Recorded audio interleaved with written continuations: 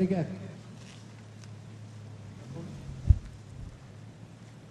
Engin áföll og allt eins og það átti að vera.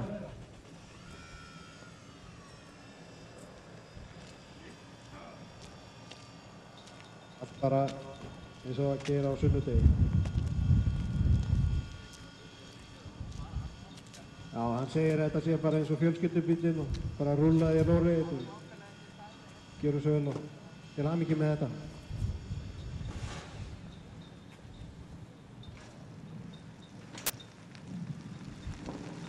Fjórða sæti yfir heildina.